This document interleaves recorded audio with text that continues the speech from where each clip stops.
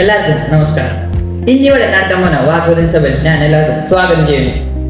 കഴിഞ്ഞ പ്രാവശ്യം കുട്ടികൾക്ക് പ്രസംഗിക്കാൻ വേണ്ടി ഒരു വിഷയം കൊടുത്തിട്ടുണ്ടായിരുന്നു. അതുപോലെ തന്നെ ഈ പ്രാവശ്യം കുട്ടികൾക്ക് 2 വിഷയമാണ് കൊടുത്തിരിക്കുന്നത്. പക്ഷെ ആരും ആ വിഷയം എടുത്തിട്ടില്ല. ഇത്ര ഈസിയുള്ള ആ 2 വിഷയം ഞാൻ ഇന്ന് പറയാം.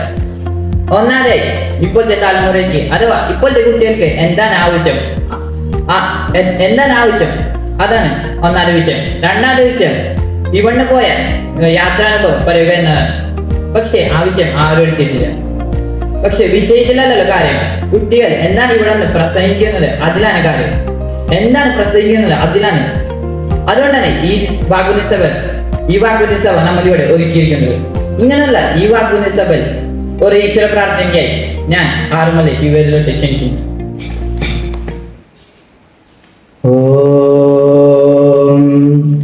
സ്ഥാപകായ ധർമ്മസ്യ സർവധർമ്മസ്വരൂപിണേ അവതാര വരിഷ്ഠായ രാമകൃഷ്ണായ തേ നമഃ.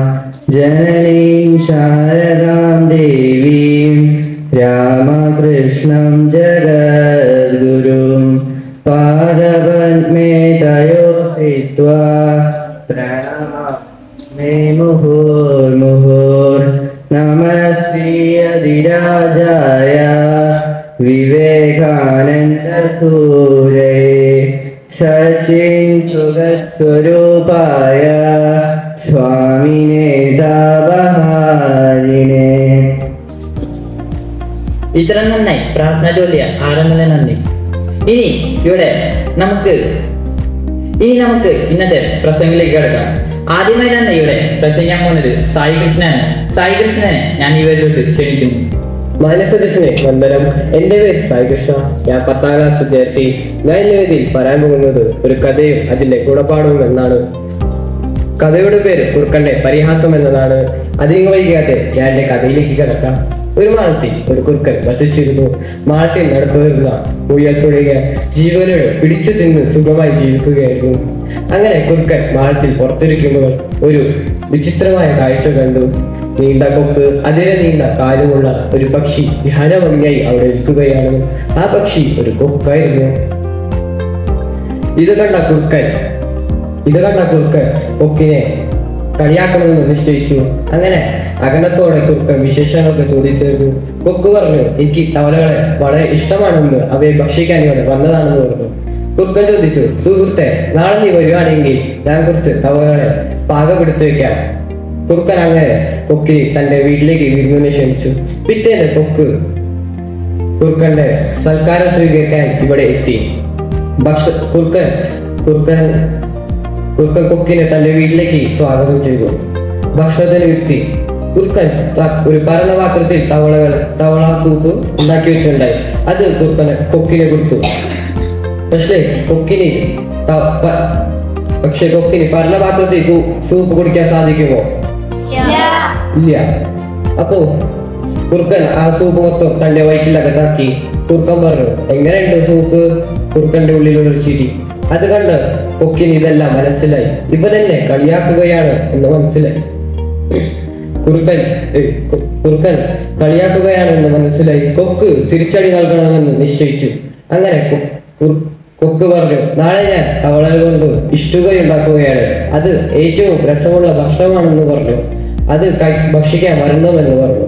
അങ്ങനെ കുറുക്കൻ കൊക്കിന്റെ ക്ഷണം സ്വീകരിച്ചു. പിറ്റേന്ന് കുറുക്കൻ കൊക്കിന്റെ വീട്ടിലെത്തി. കൊക്ക് കുറുക്കനെ തന്റെ വീട്ടിൽ സ്വാഗതം ചെയ്തു. ഭക്ഷണം നീട്ടി. കൊക്ക് ഒരു ഭരണിയിലാണ് തവള ഇഷ്ടുകൾ ഉണ്ടാക്കി വെച്ചത്. പക്ഷേ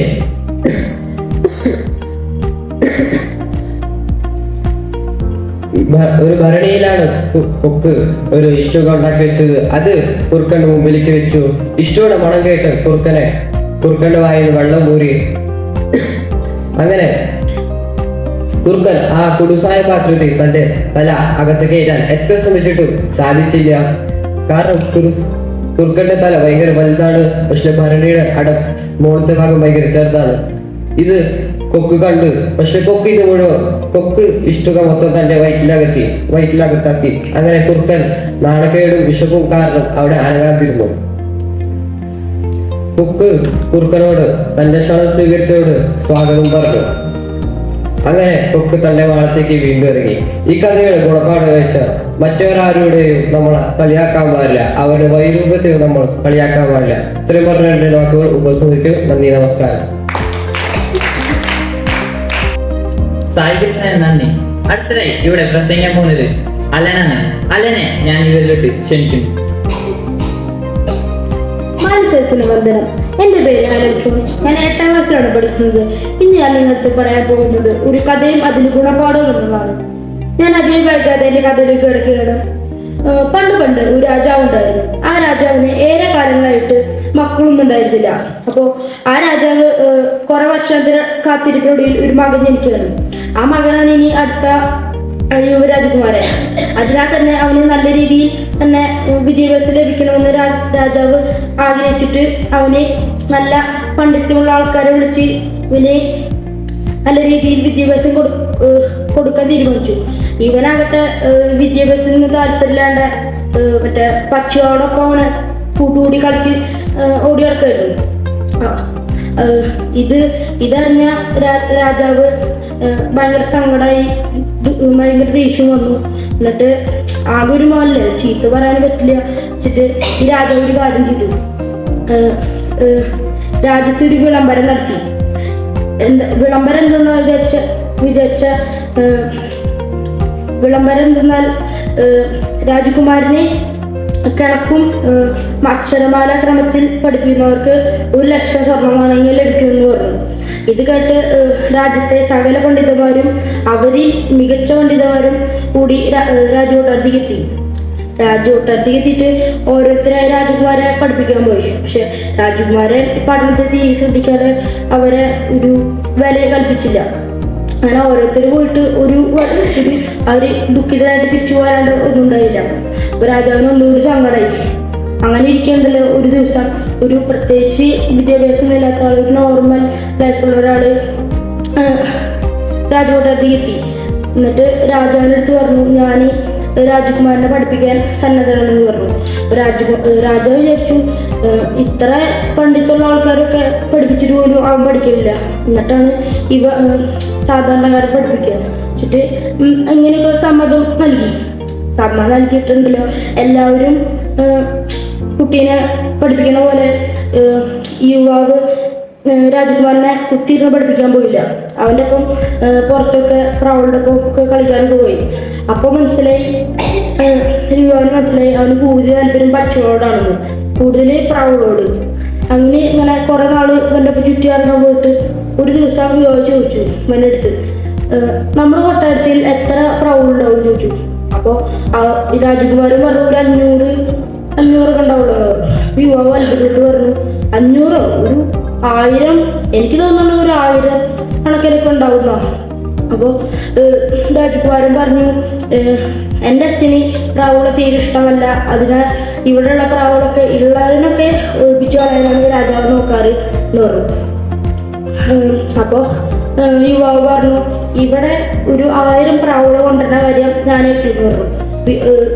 രാജകുമാരൻ പറയാം, 1000 പ്രാവുകളെ ഇങ്ങനെ കൊണ്ടുവരാൻ എൻ്റെ അച്ഛന് അത് ഇഷ്ടമല്ലല്ലോ, അത് ഞാൻ ചോദിച്ചിട്ട്.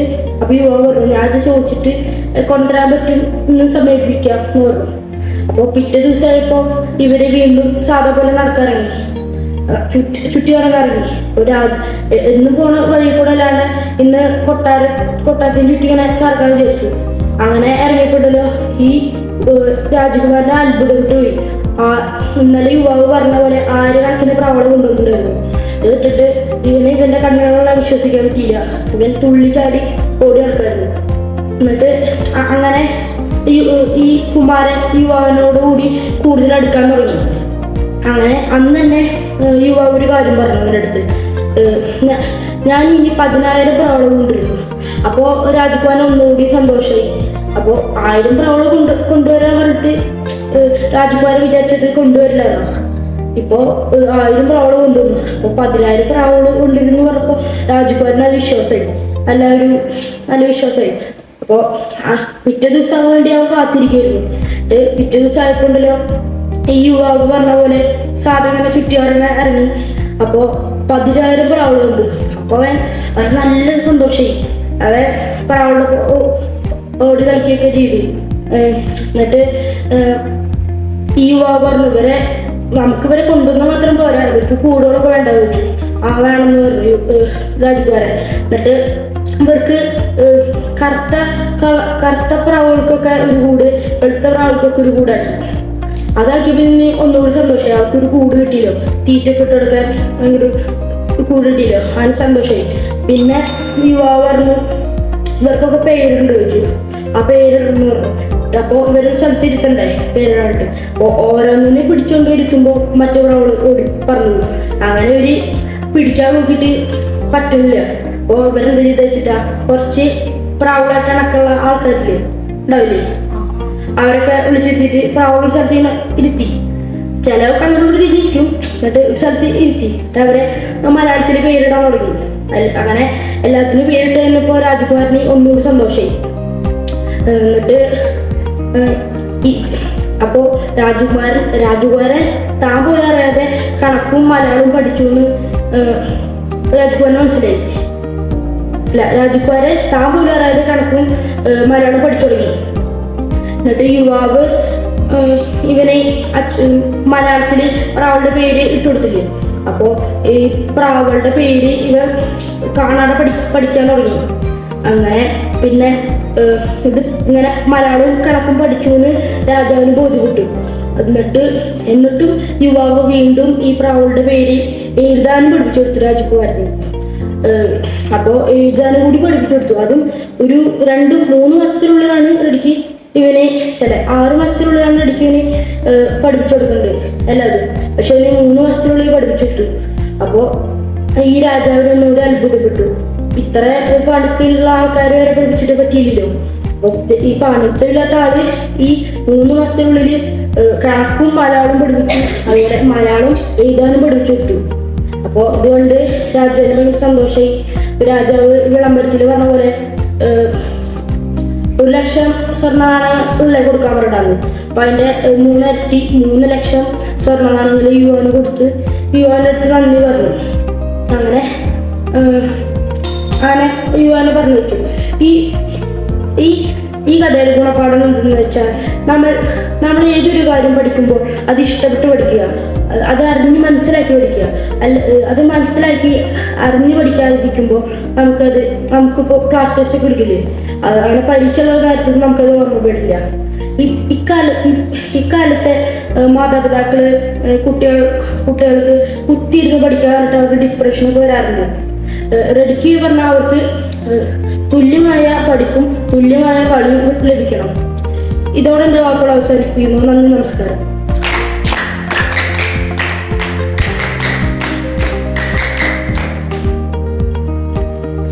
ഇത്ര നന്നായി പ്രസംഗം പറഞ്ഞ അലന് നന്ദി. അടുത്തതായി ഇവിടെ പ്രസംഗം പോകുന്നത് നിരഞ്ജനാണ്. നിരഞ്ജനെ ഞാൻ ഇവരോട് ക്ഷണിക്കുന്നു. മാനസദസ്സിന് വന്ദനം. എൻ്റെ പേര് നിരഞ്ജൻ.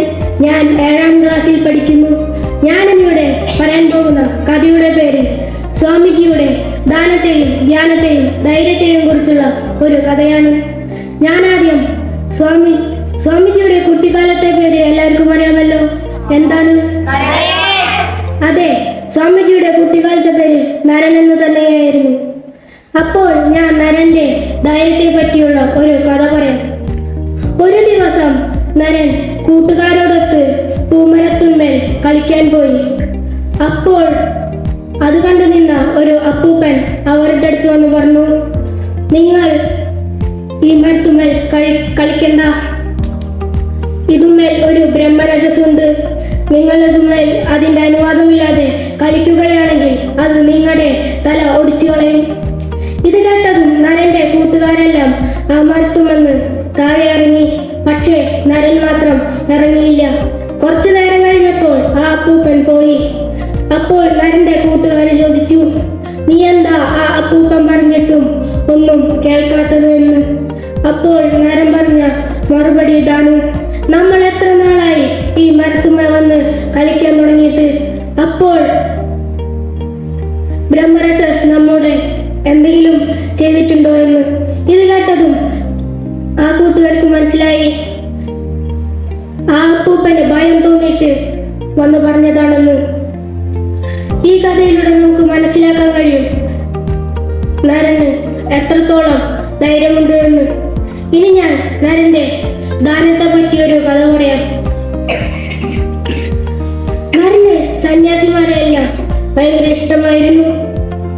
സന്യാസിമാർ വീടിന്റെ മുന്നിൽ വരുമ്പോഴൊക്കെ നരൻ അവരെ വിളിച്ച് അവർക്ക് ഇഷ്ടമുള്ള വസ്ത്രവും ഭക്ഷണവുമെല്ലാം ദാനമായി കൊടുക്കുമായിരുന്നു. അങ്ങനെ കുറച്ചു നാൾ കഴിഞ്ഞപ്പോൾ വീട്ടിലുള്ള വിലപിടിപ്പുള്ള സാധനങ്ങളൊക്കെ അവർക്ക് എടുത്തു കൊടുക്കാൻ തുടങ്ങി. കുറച്ചു നാൾ കഴിഞ്ഞപ്പോൾ നരന്റെ അമ്മ അത് കണ്ടു. നരന്റെ അമ്മയുടെ പേര് എന്താണ്? അതെ, നരന്റെ അമ്മയുടെ പേര് ഭുവനശ്രീ ദേവി എന്നായിരുന്നു. അപ്പോൾ സന്യാസിമാർ വരുന്ന തക്കം നോക്കി നരന്റെ അമ്മ നരനെ ഒരു മുറിയിൽ അടച്ചിടും. എന്നിട്ടും നരൻ മുറിയിലുള്ള സാധനങ്ങളൊക്കെ സന്യാസിമാർ വരുമ്പോൾ ജനാല വഴി അവർക്ക് എടുത്തു കൊടുക്കുമായിരുന്നു. മുറിയിലൊന്നുമില്ലെങ്കിൽ സ്വന്തം വസ്ത്രം തന്നെ അവർക്ക് ദാനമായി നൽകും. ഈ കഥയിലൂടെ നമുക്ക് നരന്റെ ദാനത്തെ പറ്റി മനസ്സിലാക്കാൻ കഴിയും. ഇനി ഞാൻ നരന്റെ ധ്യാനത്തെ പറ്റി ഒരു കഥ പറയാം. ഒരിക്കൽ നരൻ കൂട്ടുകാരോടൊത്ത് വാഴത്തൊപ്പിൽ കളിക്കാനായി പോയി. അപ്പോൾ ഒരു നിശബ്ദമായ സ്ഥലം നോക്കി നരൻ ധ്യാനത്തിലിരുന്നു. ആ സമയത്ത് നരന്റെ നേർക്ക് ഒരു പാമ്പ് അഴഞ്ഞിരുന്നത് നരന്റെ കൂട്ടുകാർ കണ്ടു.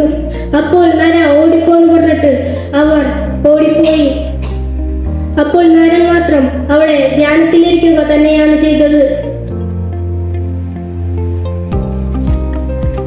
അങ്ങനെ കുറച്ചു നേരം കഴിഞ്ഞപ്പോൾ നരൻ അവിടെ നിന്ന് എണീറ്റ് വീട്ടിലേക്ക് പോയി. അപ്പോൾ നരന്റെ അമ്മ ചോദിച്ചു, നിന്റെ കൂട്ടുകാർ പറഞ്ഞിട്ടും നീ എന്താ അവിടെ നിന്ന് എണീറ്റ് പോവാടുന്നത് എന്ന്.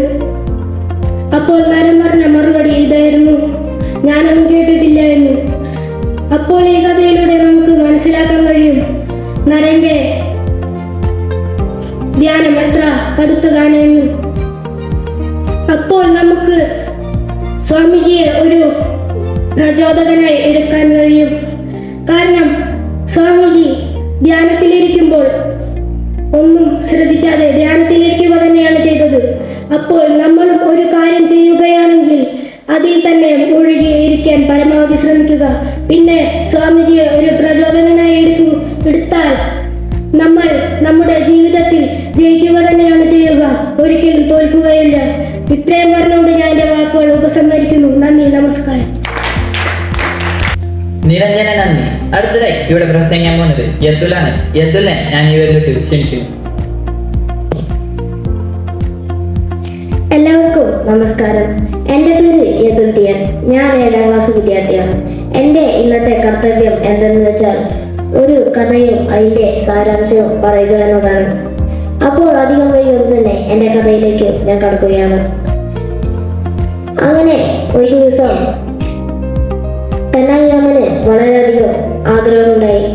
എന്താണെന്ന് വെച്ചാൽ കൊട്ടാരത്തിലെ അനുയായിയാകാനായിരുന്നു. അങ്ങനെ ആഗ്രഹം കാരണം തെനാലിരാമൻ കൊട്ടാരത്തിലേക്ക് പുറപ്പെട്ടു. കുറച്ചു നേരങ്ങൾക്കകം തെനാലിരാമൻ ദർബാറിലെത്തി. ആ സമയത്ത് അവിടെ ഒരു ചൂടുപിടിച്ച പ്രസംഗം നടക്കുകയായിരുന്നു. അപ്പോൾ തെനാലിരാമൻ ആ പ്രസംഗം കേട്ടുകൊണ്ട് ഏറ്റവും പിറകിൽ പോയിരുന്നു. ഈ പ്രസംഗത്തിൽ പറഞ്ഞുകൊണ്ടിരുന്നത് എന്താണെന്ന് വെച്ചാൽ നമ്മുടെ ലോകം ഒരു മായയാണ്. നമ്മൾ മണക്കുന്നതും കേൾക്കുന്നതും രുചിക്കുന്നതും ഒന്നും മറ്റുള്ളവർക്ക് ഇഷ്ടപ്പെടുകയില്ലല്ലോ എന്നതായിരുന്നു ഇതിൽ പറഞ്ഞുകൊണ്ടിരുന്നത്. അങ്ങനെ കുറച്ചു നേരങ്ങൾക്കകം പ്രസംഗം കഴിഞ്ഞു.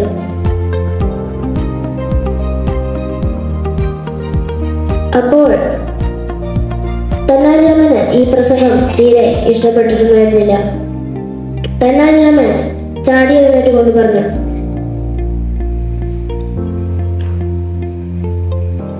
മാന്യരെ, നമ്മുടെ ലോകം ഒരു മായയാണെന്നാണല്ലോ പ്രസംഗകൻ പറഞ്ഞിട്ടുള്ളത്. അപ്പോൾ നമുക്ക് അത് പരീക്ഷിക്കണ്ടേ? ഇന്ന് നമുക്ക് എല്ലാവർക്കും വേണ്ടി രാജാവ് ഉണ്ടാക്കിയ ഭക്ഷണം നമുക്ക് തന്നെ കഴിക്കാം. പ്രസംഗകൻ അദ്ദേഹം ആ രുചിയുള്ള ഭക്ഷണം കഴിച്ചു എന്ന് വിചാരിക്കട്ടെ. അദ്ദേഹത്തിന്റെ വയറ് നിറയുമോ എന്ന് നോക്കാം. അദ്ദേഹത്തിന്റെ വയറ് നിറയുമോ?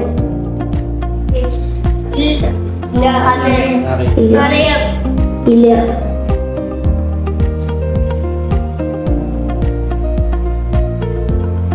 അപ്പോൾ ഇതിന്റെ ഗുണപാഠം എന്തെന്ന് വെച്ചാൽ, നമുക്ക് ഒരു ആഗ്രഹമുണ്ടെങ്കിൽ അതിൽ മനസ്സുറപ്പിച്ച് പ്രയത്നിച്ചാൽ അതിനുള്ള ഫലം കിട്ടും. ഇത്രയും പറഞ്ഞുകൊണ്ട് എൻ്റെ വാക്കുകൾ ഉപസംഹരിക്കുന്നു. നന്ദി, നമസ്കാരം.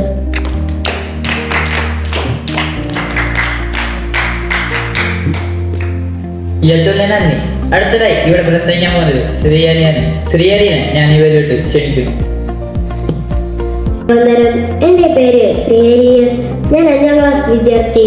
ഞാൻ ഇന്നിവിടെ പറയാൻ പോകുന്ന കഥയുടെ പേരാണ് മുയലിലെ പതയം.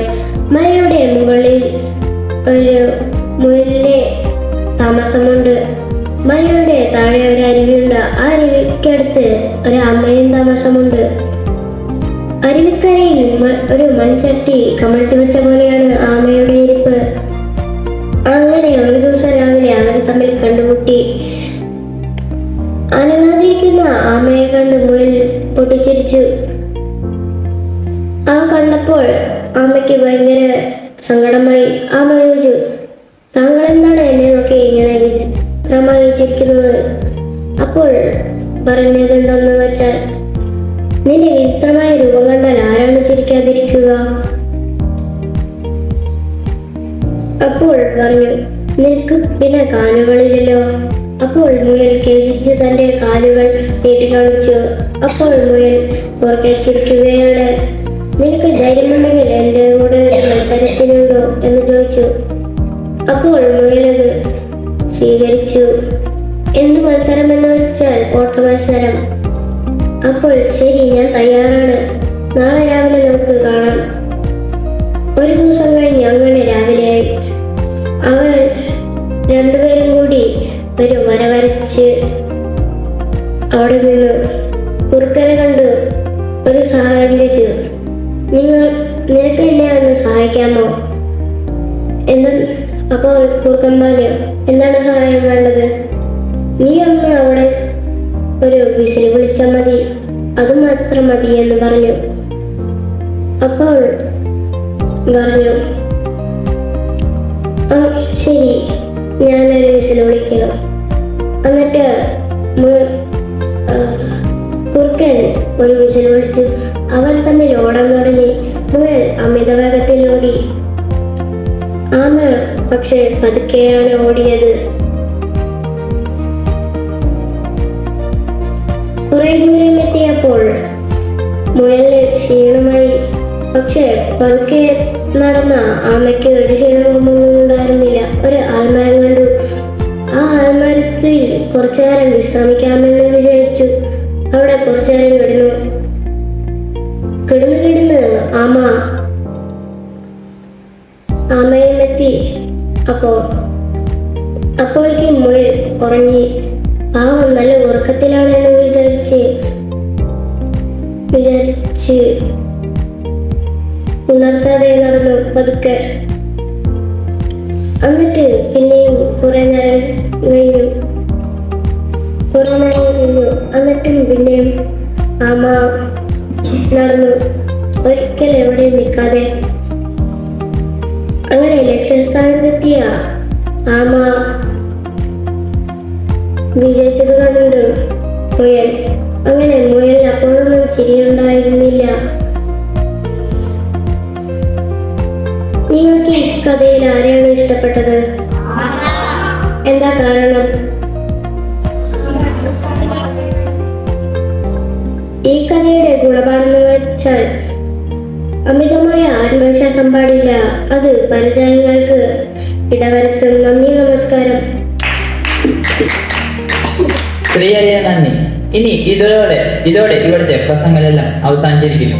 ഇനി ഇവിടെ നടക്കാൻ പോണ വെള്ളപ്രഖ്യാപനായി രാംദാസ് മാഷിനെ ഞാൻ അഭ്യർത്ഥിക്കുന്നു. രാംദാസ് മാഷിന് നന്ദി. ഇനി ഇവിടെ ഇന്ന് പ്രസംഗിച്ച 1ാം സ്ഥാനം കരസ്ഥമാക്കിയ അലൻ സ്വാമിനെ നല്ലൊരു കയ്യടി കൊടുക്കാം.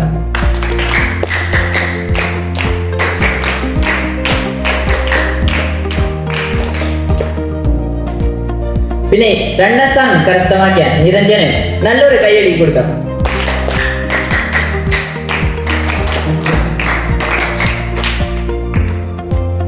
ഇനി നമുക്ക് ശാന്തി പറഞ്ഞുകൊണ്ട് ഈ സഭയുടെ അവസാനിപ്പിക്കാം. ഓം ശാന്തി ശാന്തി ശാന്തി. ഹരി ഓം തത്സത്. ശ്രീരാമകൃഷ്ണ പ്രണമസ്തു.